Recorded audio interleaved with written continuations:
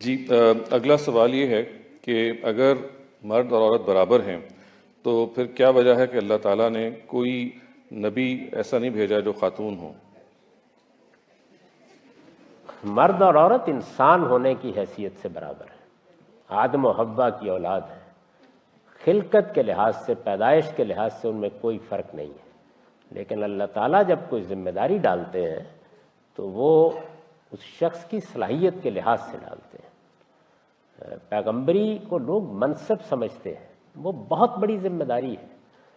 یعنی کبھی آپ سوچئے تھوڑی دیر کے لیے اپنے کمرے میں بیٹھ کر کہ آپ میں سے کسی شخص سے کہا جائے کہ باہر نکلو، اور باہر نکل کر لوگوں سے کہو کہ میرے ساتھ خدا بات کرتا ہے، پھر دیکھیے آٹے دال کا بھاؤ معلوم ہو جائے گا۔ یہ کوئی آسان کام نہیں تھا۔ اس بڑی ذمہ داری کے لیے اللہ تعالیٰ نے نبیوں کا انتخاب کیا ہے۔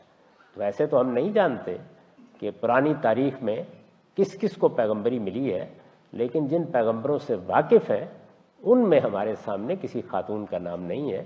اس کی وجہ اس کے سوا کچھ نہیں ہے کہ یہ ایک بہت بھاری ذمہ داری ہے۔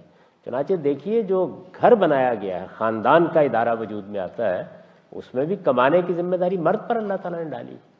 تو اس کا کوئی اس سے تعلق نہیں ہے کہ برابری نہیں ہے، نہیں، ذمہ داری وہ ڈالنی چاہیے جس کو جو زیادہ اٹھا سکتا ہے۔ لوگ اس کو منصب اور شرف کے طور پر دیکھتے ہیں، یہ ایک بھاری بوجھ ہے۔ قرآن مجید دیکھیے اس کو بیان کرتا ہے رسالت مآب صلی اللہ علیہ وسلم کے لیے، اِنَّا سَنُلْقِي عَلَيْكَ قَوْلًا ثَقِيلًا، ہم آپ پر ایک بھاری بات کا بوجھ ڈالنے والے ہیں۔ یہ بہت بھاری بوجھ ہے، شکر کیجئے کہ یہ انہی پر ڈالا گیا ہے جو اس کو اٹھا سکتے تھے۔ تو اس وجہ سے یہ کوئی منصب نہیں ہے کہ جس کو شوق کے ساتھ لینے کے لیے لوگ قطار میں لگے ہوں کہ یہ مل جائے گا۔ بہت بھاری ذمہ داری ہے۔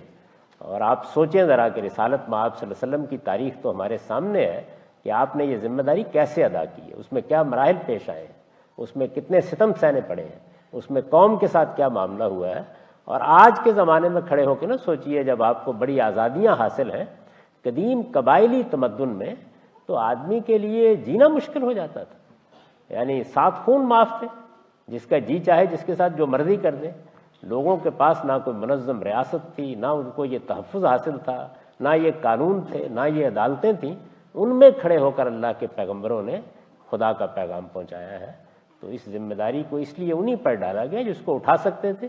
سارے مردوں پر بھی کب ڈالا گیا ہے؟ ان میں سے ان پر ڈالا گیا ہے کہ جن کو اللہ تعالیٰ نے یہ ہمت دی کہ وہ یہ ذمہ داری اٹھا سکے۔